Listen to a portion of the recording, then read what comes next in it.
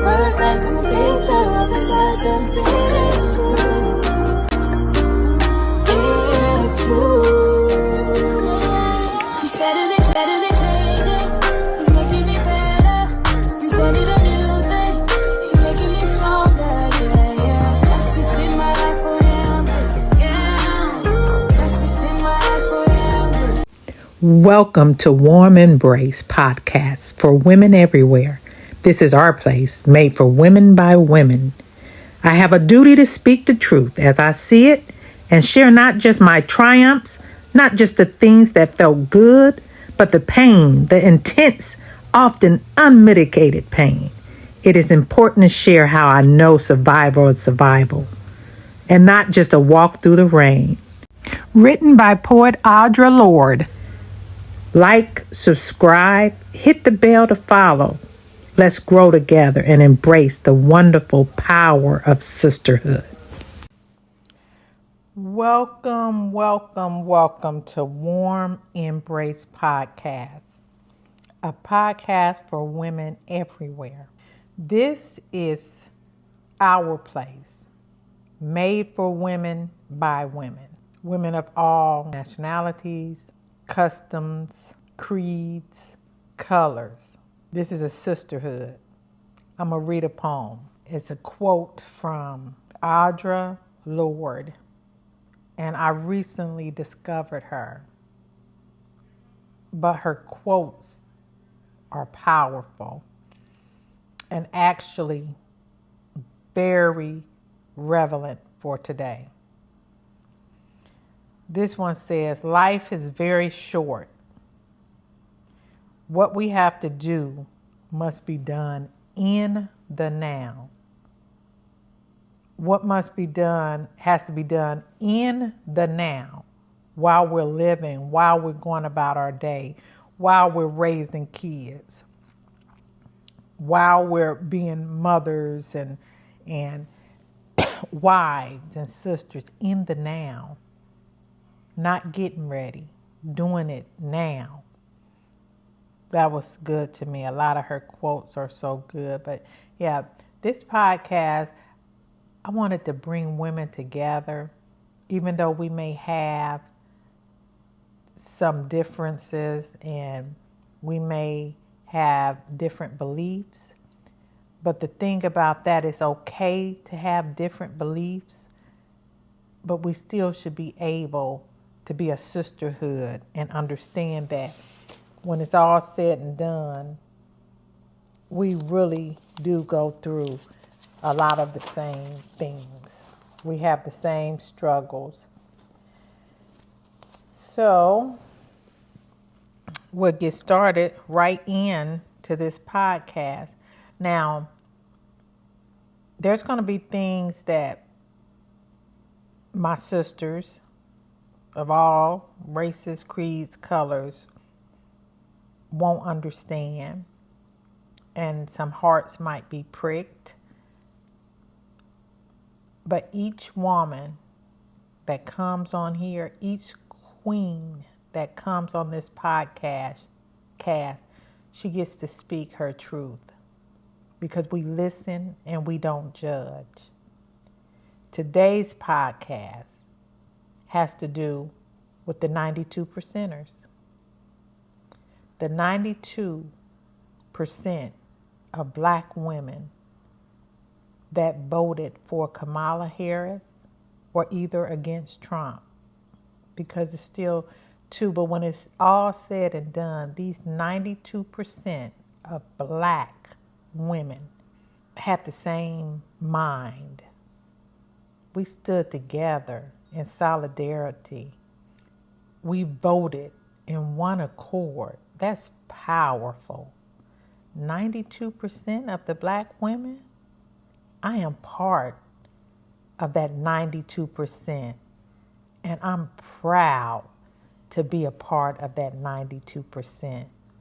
We got out there and we spoke. We stood on business. We knew what was coming. We did our job. We did what we were supposed to do. Now, those who didn't, who thought they was voting the right way, a lot of them, they're calling on the black women to step in and fight with them. What do y'all think about that? Are you going to step in? What I think this is we did our job. I think this is our time to rest. We've always done our job. We've always stepped in. We've always been there for the underdog. Whether they was there for us or not, whether they loved us or not, whether they supported us or not, whether they spit in our face or not, we always forgive. We always love. We always have empathy for others. This time, this is not our fight. It's time for us to sit back and relax and be the stars that will shine in this darkness, knowing that we were not a part of some of the tragic things that are happening today from this administration. Black women either voted for Kamala because, of course, we wanted to see a black woman in the White House. Not only a black woman, a very qualified, intelligent black woman. And then some of us, we voted against Donald Trump. We just didn't want any more of his rhetoric. We seen it already. We heard it already. We seen it in 2018 when babies was placed in cages. We seen how he felt about women, how he spoke to them, the lawsuits that was against him. We seen it in the insurrection, the rioting. We seen it in the racial slurs. But the thing about it, which is disappointing, is the Christians and the small 8% of black women that did vote for Trump. And they say it was because he was for God. He had the Bible. He let people pray over him. He had the foundation of how it used to be biblically. So they voted for him. But the thing about that is, it's such a tragic event that just because someone says that they are a Christian, someone says that they have the values of the Bible and that they love God, that Christians and the 8% of black women would believe it. But the Bible tells us not to look at what man says, to look at his fruit. And if you look at the fruit of Donald Trump, there's no way that you can say that you did it because he's a man of God. But I'll leave that there. But it's still, this 92% of black women is something that needs to be illuminated. But before I go on, I don't even want to leave my black brothers out of it. Because truth be told, 78% of them voted for Kamala. So we all was on the same page. It was the young black men that did not vote for Kamala, that voted for Trump. And that is another story, because I believe the young black men, for one, they're inexperienced. They don't know as much. They have not lived as long. They have a different mindset mentality. A lot of them thought that they were going to get a stimulus, not knowing, not really realizing that stimulus was never, that stimulus was never from Trump. That stimulus was something that Obama signed and approved when he was leaving out of the White House. So Trump just inherited that. So it seemed like he did it. But a lot of people that messed up and found out. A lot of Hispanics that for some reason they have a bias against black people. And more people have been from the Hispanic community has been bringing this to light about how some of their elders, they think black people are just bad. So they hop on and believe that anything white is right. So knowing that they possibly could have had immigrants in their family illegally, or feeling like they was above the illegal immigrants, they voted for Trump. Feeling like because they served in the military, they were different. You're still not a white man. So, or a white woman. So you messed around and now you see. Now you're on social media. You're calling for the help of black people. Specifically the 92% who never voted for Trump. This is not our fight. So you're calling for us to support. One Hispanic lady even said that they supported us when slavery and they accepted us in Mexico. We accepted you in the United States. We didn't vote for Trump because we knew how he felt about you. So now you done messed around and now you see that fat meat is greasy.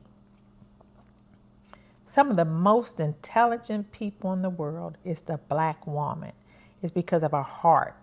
It's because of our love and our empathy. I'm not saying, I know every Hispanic, every white person did not vote for Trump.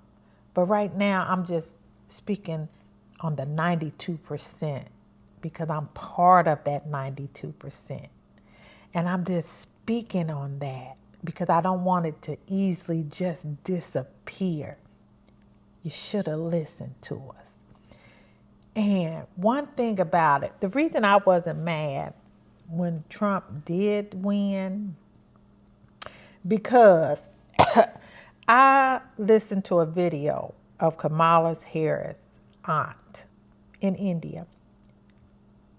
And the reporter asked, did she want Kamala to win? How would she feel if her niece won? And she answered, and I remember this because it was so profound. She said, I want God to do what's best for Kamala. That's powerful. That made me want to shout. I got to say it. Hallelujah. Thank you, Jesus. She said, I want God to do what's best for Kamala. And I'm saying this. America was not best for Kamala. We don't know the hate that woman endured in that White House. I watched as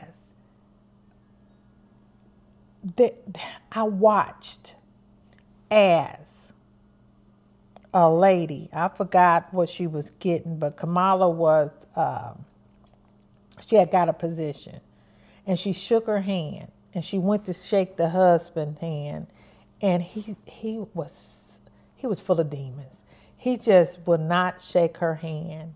He had a point to prove. I don't know what that point was, but it was pure evil, and it was disgusting. So we don't know what Kamala put up, and all she did was smile, folded her hands, and because they didn't want her there. They didn't want her there, for one, because she was black, and then they didn't want her there definitely because she was a woman, because that's to have two stripes, right? And some of them in the White House, the Pentagon, some of them they are still mad about us having a black president in Obama. So that's why he's coming in. He wants to erase anything that Obama ever did. When Obama was president, we had a lot of road work going on, infrastructure. Trump has ended that.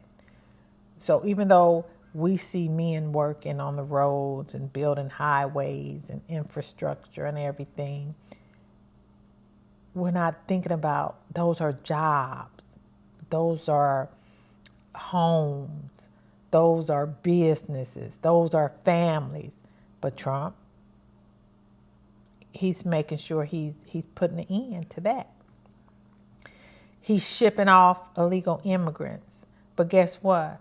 Not all of those immigrants are illegal. So now what you got to do, they have to be in fear and carry their papers with them. And if you haven't had to pull out your papers in a long time, maybe you can't find your papers and you're legal. So now what? Because as soon as you apply for them, for more papers, they're going to come look for you. But I digress. It's not about y'all. It's about us. It's about us 92%. All right. I want to read another quote.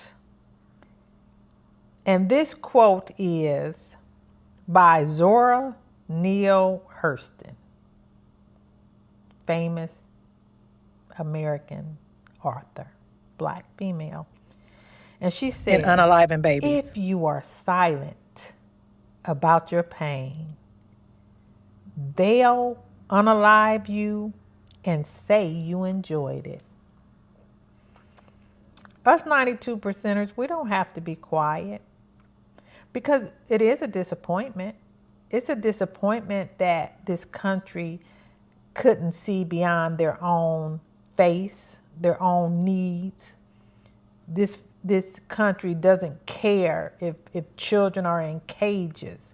This country doesn't care if people are being discriminated against. This country doesn't care if rights are being taken away from. And let me get this perfectly clear. Me, Anjanette, I'm a Christian. And I go by the Bible. And no, I do not believe in homosexuality. And no, I do not believe in abortions now. But I have. They're wrong. Homosexuality is wrong. But God gives us a free will. And if God gives us a free will, who am I to put my will on somebody else? Who am I? Now, if you come to me and you ask me how I feel, or since this is my podcast, I can say what I feel. people are still going to be ending pregnancies. But if, say, somebody comes to me, I'll tell them my feelings, what I think about it, that I don't think you should do it. But when it comes down to it, that person has to make their own decision. I will hope that they made what I say, what I know to be the right decision, right? Somebody comes to me that is in homosexuality. And if they ask me, I'm just not going to be spurting it off because we all got some sin to deal with. Everybody doing something. We all can point out something that we're not supposed to be doing. But if they ask me, I will bring them to scripture or what the Bible says. But again, God gives us free will. And it's not my will. It's not my will be done. It's God's will be done. And he gives us a choice. And believe it or not, people are still going to be having abortions. People are still going to be in homosexualities. It's not going to stop, but they're going to be more illegal. And the way that this it's like even people that have that babies in them that are harming them or unaliving them, or maybe the baby is already unalive, they can't even get help from doctors because it's against the law. So sometimes these women is becoming septic, their blood, and it's poisoning them, and they're being unalived. They're leaving this world when they didn't have to. You got to use common sense in all things. Right? Talking about the 92 percenters, because we're sisters, right? So I'm talking about the 92%. We're sisters in more ways than one. But we've always held it down. We're still holding it down. Black women have been one of the most marginalized groups of people in the world. There has always been discrimination and inequality in this society against the black woman, even though we raised kids that were not ours. We breastfed children when we were unable to breastfeed our own. We are often denied basic rights, being viewed as less important and less capable.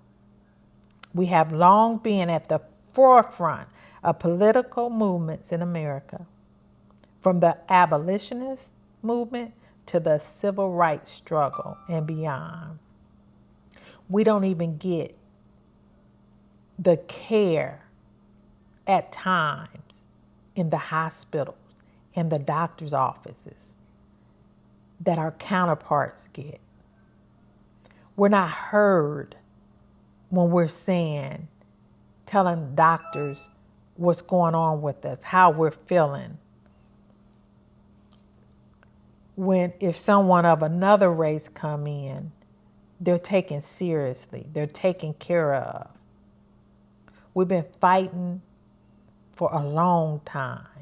We were in the abolitionist movement. We didn't fear, no fear, because most likely we were fighting for our families. We fought alongside the civil rights movement. We were beat. We were bloody. We were not treated as women. This brings to mind a piece, very powerful, poignant piece from Sojourner Truth. And it's called Ain't I a Woman? Powerful. Sojourner Truth delivered this message in 1851. Y'all, that's a long time. Long time we've been in the struggle. 92 percenters. This was at the Women's Rights Convention, Old Stone Church in Akron, Ohio. And again, I know we had our white sisters next to us and other races next to us. But right now we're talking about my black sisters. And if anybody want to come on this podcast and talk, any woman, if you want to come on and talk about your personal values, your personal beliefs, or you just want somebody to talk to, you just want to join in the community, be a part of a community, we can do that. Even those that voted for Trump, even the 8% of the black women, we can do that because we still family. It's one race, the human race. Along this journey, we're going to have some disagreements. Just like with your children. When your children do something wrong or that you don't agree with, you instruct, you correct, you talk about, you discuss. Maybe you can tell me something if you feel that I'm wrong. It's just up to me if I'm going to change my mind. Same with you. Let's see what old Sojourner had to say. Well, children, where there is so much racket, there must be something out of kilter. I think that twixt the Negroes of the South and the women at the North, all talking about rights, the white men will be in a fix pretty soon. But what's all this here talking about? That man over there says that women need to be helped into carriages. and lifted over ditches, and to have the best place everywhere.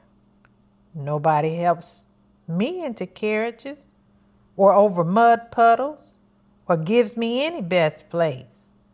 And ain't I a woman? Look at me. Look at my arm. I have plowed and planted and gathered into bonds, and no man could heed me. And ain't I a woman? I could work as much and eat as much as a man when I could get it, and bear the lashes well. And ain't I a woman? I have been 13 children and seen most of all sold off to slavery. And when I cried out with my mother's grief, none but Jesus heard me. And ain't I a woman? Then they talk about this thing in the head. That's this, they call it, then somebody hollered out, whispered, intellect. And she said, that's it, honey. What's that got to do with women's rights or Negroes' rights? If my cup won't hold but a pint and yours holds a quart, wouldn't you be mean not to let me have my little half measure full? Then that little man in black there, he says women can't have as much rights as men because Christ wasn't a woman. Where did your Christ come from? Where did your Christ come from? From God and a woman. Man had nothing to do with him. If the first woman God ever made was strong enough to turn the world upside down all alone, these women together ought to be able to turn it back and get it right side up again. And now they asking to do it. The man better let 'em. Obliged to you for hearing me. And now old Sojourner ain't got nothing more to say. Ooh, she laid it down. Ain't I a woman? Y'all need to start seeing black women as women. Yeah, we're not out there with those fake tears and lying and on people and making a show. We're not being Karens because we gotta be strong. We gotta hold our head up. We can't let it break us. But we still women. When you don't want to help us right in the hospital, we still women. We still women. The only thing different is the skin color. And I believe that is why this is going on too. God, I know God is working. God is always working. God is letting the world see where their hearts are. And God is changing the hearts of men. And God is convicting the hearts of men. And God is humbling those that thought they were sitting high. And God is humbling those that thought they were not going to be affected. We like Sojourner Truth. We've been doing this. We've been going through this. This ain't nothing new to us. And we still shine. And we still win. We still overcome. We always have. We always do. And we always will. Amen. I'm going for me. Some of the personal reasons. I'll go over some more that I did not vote for Trump. And I believe many of the 92%ers did not. One is just because someone says they serve God and they're Christian and prayer and all of this doesn't mean they do. It's by your fruits. And because of his fruits, we saw through the lies. You got to remember, Satan is the father of lies. What does Satan do? Satan lies. A lie is a lie is a lie. The devil is tricky.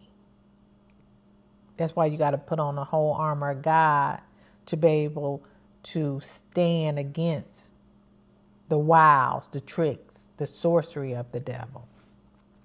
But one thing was Trump's migrant separation policy. There were children in cages in Texas. I cried. I couldn't help it. I really love children. Not just my children. I really love everybody's children. I love babies. And anything that could harm a baby, I could not get my mind around. There were even like children that were still breastfeeding, separated from their mothers. How would you feel if that was your child?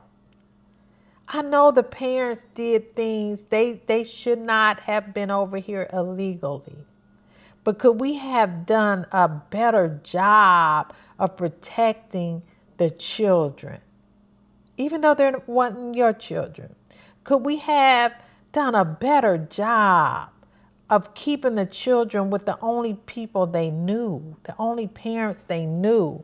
In one such cage, there was I think it was an 11-year-old taking care of a 6-month-old. Changing the diaper, they had to teach her how to change the diaper and everything because the children were separated from the mother, and these kids didn't know each other. Come on, y'all, that's horrible. That's pure evil.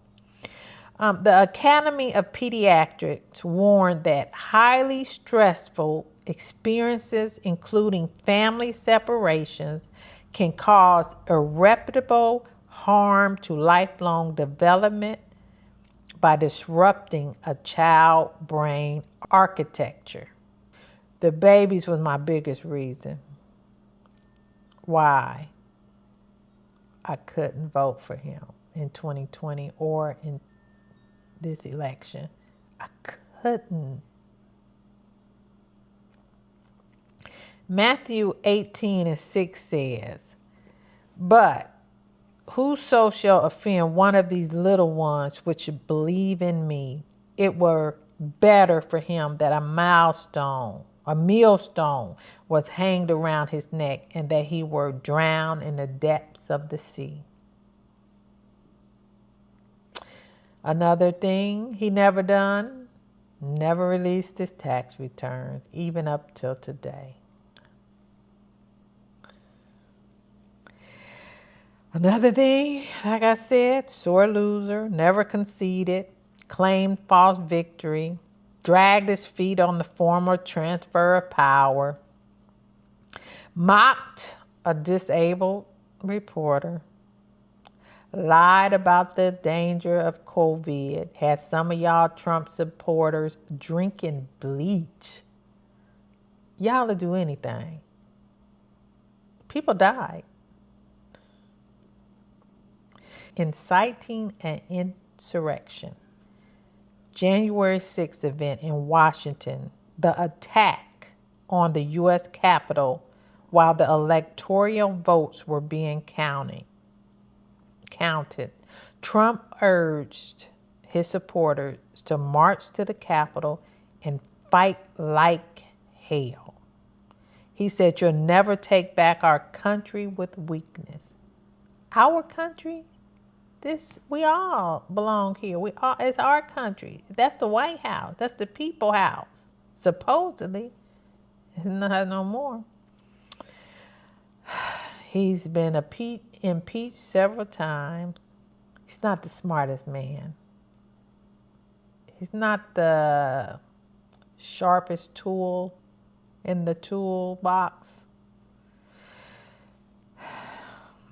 So, after saying all that, after everybody knew all of that, they still got what they wanted. They still believe. Some of them still believe they're right. They're going to see too, but a lot of them are crying out. A lot of them are losing federal jobs. A lot of federal employees are having to go back to work. The federal employees that have been working remotely, they're having to go into the nearest office to them because You can live in California, but the office that you're over might be in New Mexico. So now, hopefully, there's an office for you close nearby to go in, or you might have to be moving. And they're mad. And their excuse is, but I voted for Trump. That's entitlement. That's pride. That's thinking that you was above everybody else. But you see now, and I don't have any sympathy for you. The people that's locked up, being put on buses and planes and being dropped off in Mexico, a place that they never seen, that they haven't been. Some of them was born here. Some of them been over here for 50 years. Some of them was going through the process to get their papers, because it takes some time. But that don't matter if you was going through the process. Some of them just can't find their papers. You know, through life we move. We have different residences. We put our paperwork up and can't find them. ICE is not waiting for you to find your paperwork or try to get more. You got what you wanted.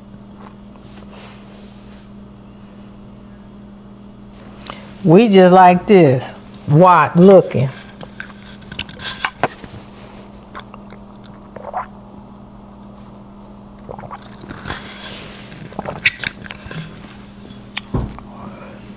Especially those of us who are saved and believe in Christ and serve Christ and love God and are the called according to his purpose, because we know it's going to work out for us.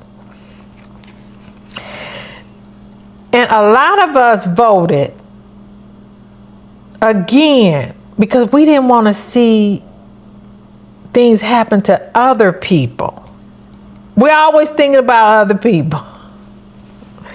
But now, we thinking about us. This season, it's about us. We thinking about us. We resting. Y'all got this. This is a season to step back. This is a season for us to prioritize what's our fight and what's not our fight. 92%ers, this is not our fight. We've been fighting for our sons. That's our fight against police brutality. We've been fighting for our husbands and our brothers. That's our fight. We've been fighting for our sisters. That's our fight. Our families, that's our fight. Our safety, that's our fight. Teaching the younger generation, our village, that's our fight. Making sure our family, our friends, and our loved ones are good, that's our fight. But this here, United States of America, that's not our fight. The laws and things that Trump is taking away and overturning or getting rid of, that's not our fight. We didn't put him there in the first place. And he's there. What you gonna fight about? That's not our fight. What's done is done. Let's get through these 4 years. Or whatever amount of time God says that he's in that White House. Not our fight. This is our rest time. Y'all holler and scream and cry. We done did it enough. The milk is spilled. Black women across social media resolving to prioritize ourselves. Before giving so much to a country that over and over has shown its indifference to our concerns. Despite well-voiced concerns by black women Increased support from young men of color and white women help expand Trump's lead in security. I'm going to read that again. Despite well-voiced concerns by black women, this is what led to Trump's victory. The increased support from young men of color and white women helped expand Trump's lead and secured his victory. Politically engaged black women say they don't plan to continue positioning themselves in the vertebrae or the backbone of American democracy. The growing movement prompting black women to withdraw is a shift from history where we are often present and at the forefront of political and social change. Y'all getting ready to miss us. Nicole Lewis. I found this in the AP, I believe. Nicole Lewis, an Alabama-based therapist who specialized in treating black women's stress, trauma, says she is aware that black women withdrawing from social impact movements could have a fallout. If y'all didn't know we were important and we made a difference, you get ready to find out. But she is also hopeful that this forces a reckoning for the nation to understand the consequences of not standing in solidarity with black women. I know people mad.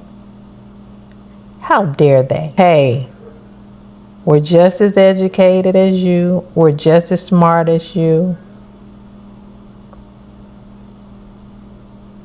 We're just as able. And at times even more qualified than you. It could impact things negatively because there isn't that voice from the most empathetic group, she said. I also think it's going to give other groups an opportunity to step up. It's time for y'all to step up. It's time for you to clean your own mess up.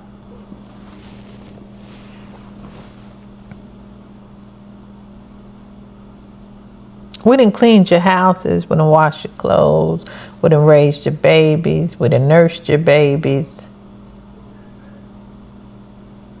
while overlooking ours. Now it's time for you to clean this mess up. I'm talking about you who think you're above. This is not even about color, what I'm saying here. It's about you that are the racist. It's about you that are the, you think the privileged. It's about you who thought you was above everybody else. Because, oh yeah, I know we have white brothers and sisters that feel the same way. But this nation is and has always been a nation ran by the white man, the old white man. That's why very little changes, because most of them are gray haired and Caucasian with the same ideologies as their forefathers had. If they speak on it or speak on it behind closed doors, it's there. That's why this DEI, we're not going crazy over it, because even though it was supposed to benefit us in some type of way, it benefited everybody else more. Because we still was the first to get fired, the last to be hired. People thought it was just for black people, and it never was. I'm sorry, It never was. So we're seeing people lose jobs in high positions that was making big money, 200,000, 300,000, million a year. How many black people is making that?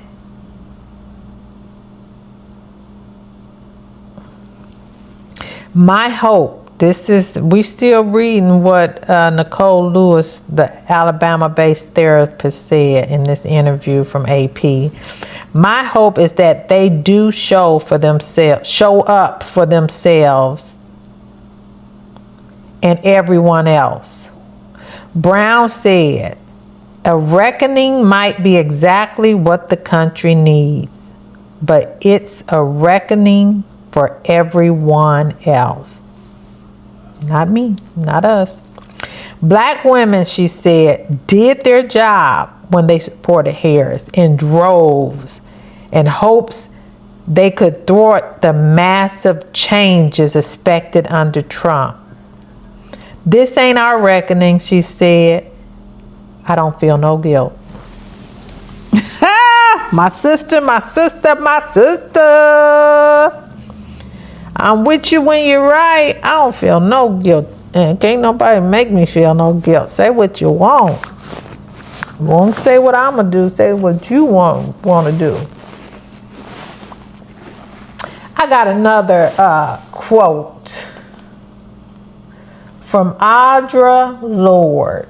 When I dare to be powerful, to use my strength in the service of my vision, then it becomes less and less important whether I am afraid. Y'all, do it afraid. Do it. Speak your truth. Speak your vision. Be strong. We always or have been. Then Audre, another quote says, your silence will not protect you. So you might as well say it anyway. You might as well speak up. Who don't like it, they just don't like it. Has nothing to do with you. So I'm with her. This ain't our reckoning. I don't feel no guilt. Hey. Caring for myself is not self-indulgence. It is self-preservation, and that is an act of political warfare. Ooh, ooh, ooh, ooh. And that again was Audre Lorde. She was way before her time. Let me read it again for those in the back, and then after that, I'm going to drop the mic. She said, this quote, Audre Lorde,